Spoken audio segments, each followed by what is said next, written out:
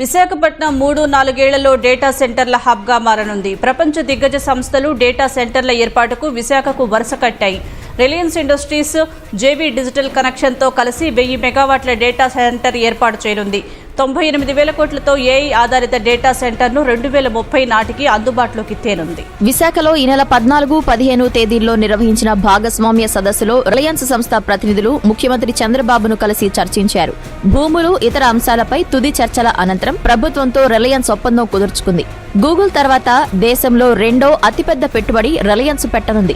మరో అంతర్జాతీయ దిగ్గజ సంస్థ బ్రూక్ఫీల్డ్ 1,10,000 కోట్లతో విశాఖలో డేటా సెంటర్ ఏర్పాటుకు ప్రభుత్వంతో ఒప్పందం చేసుకుంది. సిఫీ టెక్నాలజీస్ 16,000 కోట్ల పెట్టుబడితో విశాఖలో డేటా సెంటర్ కాంప్లెక్స్ ఏర్పాటుకు భూమి పూజ నిర్వహించింది. విశాఖలో రిలయన్స్ ఇండస్ట్రీస్ లిమిటెడ్ 400 ఎకరాల్లో డేటా సెంటర్ ను ఏర్పాటు చేయబోతోంది. గుజరాత్లోని జామ్నగర్లో ఉన్న 1000 మెగావాట్ల డేటా సెంటర్ కు అనుబంధంగా ఇది పనిచేస్తుంది. మాడ్యులర్ సాంకేతికతల graphic processing unit, tensor processing unit, AI ప్రాసెసర్ల ద్వారా డేటా నిల్వ చేసేలా అత్యాధునిక సాంకేతికతతో వివిధ సంస్థల అవసరాలకు అనుగుణంగా వాటిని సంస్థ తీర్చిదిద్దనుంది. ఆసియాలో అత్యంత శక్తివంతమైన ఏఐ మౌలిక సదుపాయాలున్న నెట్వర్క్ లో ఒకటిగా రిలయన్స్ డేటా ఉండబోతోందని అధికారులు తెలిపారు.